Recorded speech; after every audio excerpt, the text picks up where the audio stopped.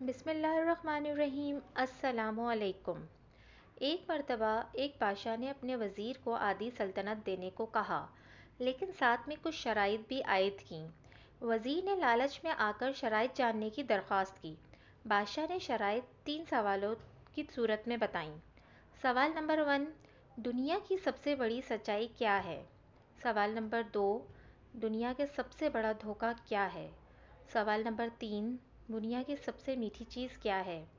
بادشاہ نے اپنے وزیر کو حکم دیا کہ وہ ان تینوں سوالوں کے جواب 1 ہفتے کے اندر اندر بتائیں، بصورت دیگر سزائے موت سنائی جائے گی۔ وزیر نے سب سے پہلے دنیا کی بڑی سچائی جاننے کے لیے ملک کے تمام دانشوروں کو جمع کیا اور ان سے سوالات کے جواب مانگے۔ انہوں نے اپنی اپنی نیکیاں گنوائیں، لیکن کسی کی نیکی بڑی اور کسی کی چھوٹی نکلی، لیکن سب سے بڑی سچائی کا پتہ نہ چل سکا۔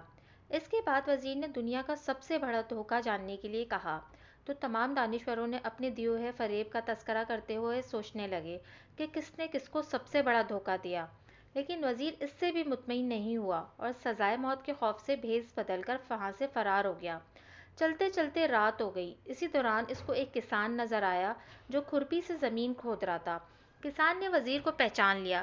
وزیر نے اس کو اپنی مشکل بتائی، جسے سن کر کسان نے اس کے سوالوں کے جواب کچھ یوں دیے: دنیا کی سب سے بڑی سچائی موت ہے۔ دنیا کا سب سے بڑا دھوکہ زندگی ہے۔ تیسرے سوال کا جواب بتانے سے پہلے کسان نے کہا کہ میں اگر تمہارے سارے سوالوں کے جواب بتا دوں تو مجھے کیا ملے گا؟ سلطنت تو تمہارے ہاتھ آئے گی۔ یہ سن کر وزیر نے اسے 20 گھوڑوں کی پیشکش کی اور اسے ہی استبل کا نگران بنانے کی بھی پیشکش کی۔ کسان نے یہ سن کر جواب دینے سے انکار کر دیا۔ وزیر نے سوچا کہ یہ آدھی سلطنت کا خواب دیکھ رہا ہے۔ وزیر جانے لگا تو کسان بولا، اگر بھاگ جاؤ گے تو ساری زندگی بھاگتے رہو گے اور بادشاہ کے بندے تمہارا پیچھا کرتے رہیں گے، اور اگر پلٹو گے تو جان سے مارے جاؤ گے۔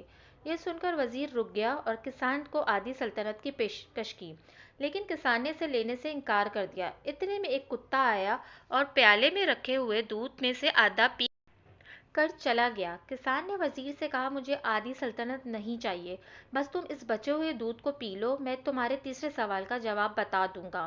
یہ سن کر وزیر تلملا گیا، مگر اپنی موت اور جاسوسوں کے ڈر سے اس نے دودھ پی لیا۔ وزیر نے دودھ پی کر کسان کی طرف دیکھا اور اپنے سوال کا جواب مانگا، تو کسان نے کہا کہ دنیا کی سب سے میٹھی چیز انسان کی غرض ہے، جس کے لیے وہ ذلیل ترین کام بھی کر جاتا ہے۔ جزاک اللہ۔